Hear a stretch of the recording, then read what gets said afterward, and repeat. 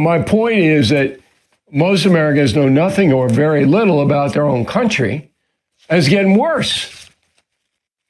Joining us now from Indiana is Alvin Louie. He's the national president of Courage is a Habit. So that's an organization that equips parents to at least deal with the collapse of the public school system in America. Not everywhere. I mean, there's some very fine public schools, but a lot of places like the big urban areas. All right, Mr. Louie, thanks for helping us out here. And I have a book coming out September 15 called Confronting America, where I'm simpatico with you. So I'm saying, look, derelict parents who don't give a hoot about their kids, combined with ideological teachers unions, okay, who are shoving down, you're a victim, you don't have to take a test, you don't even have to show up. That combination is almost lethal to the future of the country. What say you? It absolutely is. It's a personal honor to meet you, sir. Thank you for having me on. Sure. You are absolutely correct. As my co-founder often would say, that education in the United States is the greatest national security that we face. Because you see, a lot of parents still believe we start with the wrong premise. A lot of parents and a lot of Americans still believe that government K through 12 is about academics, meaning your basic reading, writing, math. And so when you see students marching to protect violent illegal aliens like we did earlier in 2026, what do people say, Bill? I can't believe it. Why are they doing this? Why aren't they in class? Why are they marching to protect violent illegal aliens? Well, our response is they're marching to protect violent illegal aliens because they were in class. Because the purpose of government K through 12 is to create social justice activists. It is to create angry young people. And as you often say, you just said it yesterday in your bonus video, where you say that the Mandami and the socialist, Democrat socialist, is to kill hope. Well, they don't have to kill hope, because they kill them in K through 12, because they're telling kids that your skin color matters and there's genocide for trans people and all those different things. And so you're not telling them at 25, you're telling them at 5. And so when they get older in voting age, socialism sounds great, because they have no hope. They're angry. They believe that America's racist and oppressive. And so that combination, like you said, is very lethal, because what you're doing is, this is not an intellectual brainwashing, Bill. This is an emotional discipleship. So you can't go home to dad and mom, and dad and mom go, hold it. This isn't really the way it is, because it's a combination. Now, do you believe that the teachers across the United States, I mean, you got some in the union, you got some not. How pervasive is the victimization they're trying to sell the public school students? You don't get this in private school. I went to Catholic school. You don't get, you're a victim, you're never going to succeed. That doesn't exist, okay? But in a public school, it exists. How pervasive is that point of view, and how did it get that way?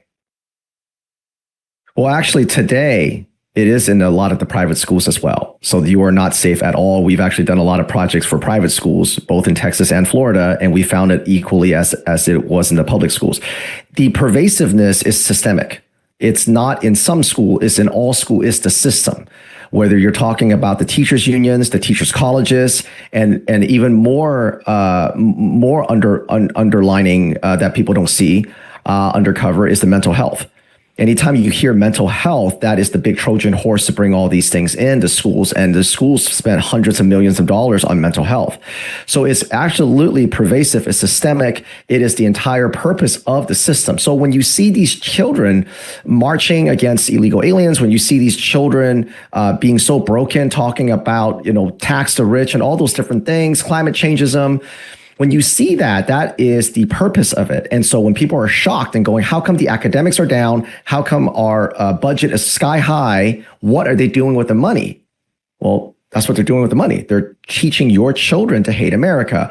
And as my favorite quote from Abraham Lincoln is, the philosophy of the schoolhouse in one generation will be the philosophy of government in the next.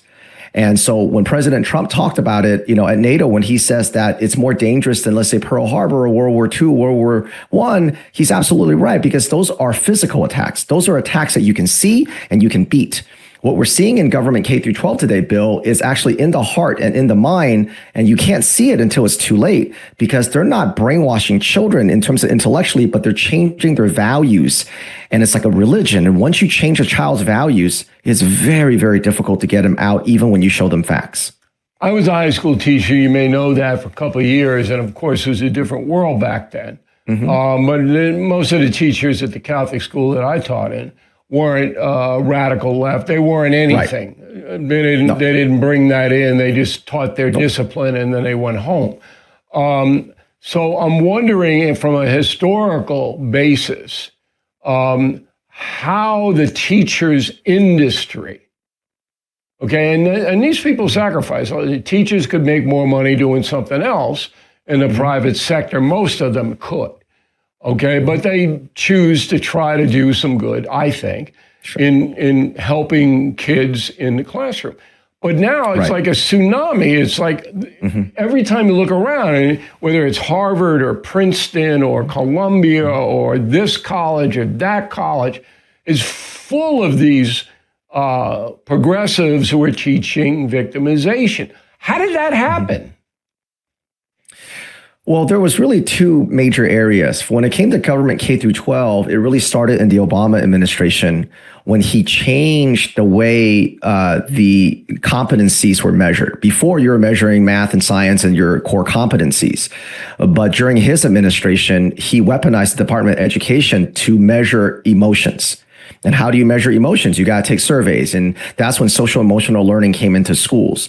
Not to say that before the Obama administration that there wasn't this kind of indoctrination happening. It was. But his administration put grant money on the strings on the grant money. And so that's what made it so pervasive, so that even in a red county, in a red state, you're going to see the exact same critical race theory and queer theory. So that's how it got into the K through 12. As far as colleges goes, though, that the Obama administration put out to get the grant money, in a stealth way, that, hey, unless you toe the liberal line, you're not going to get any funds. Did that happen? No, it's a lot more sneaky than that, and we hear it all the time today. It's always dangling poor kids, black kids, brown kids in front of you, and it's always about helping those kids, and it's always emotional blackmail, kindness, inclusion, welcoming schools, social emotional learning. Those things sound great. And if you're a teacher, if you're an educator, not the woke educator, but just a good educator, those things kind of tug at your heartstrings. It really, really does. And it still does today.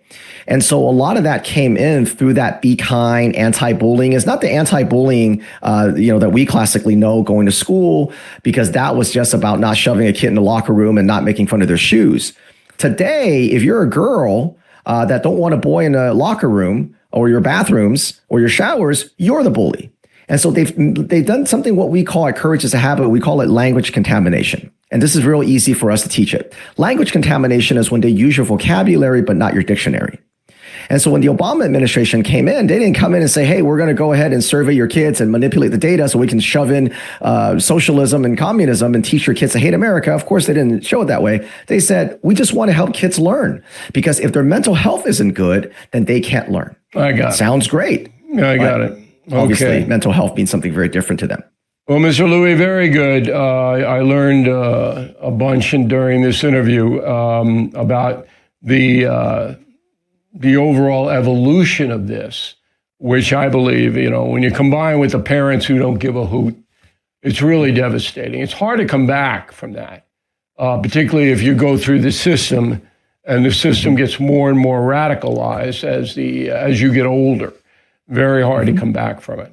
We appreciate it very much. We'll talk soon. Thanks for helping us out.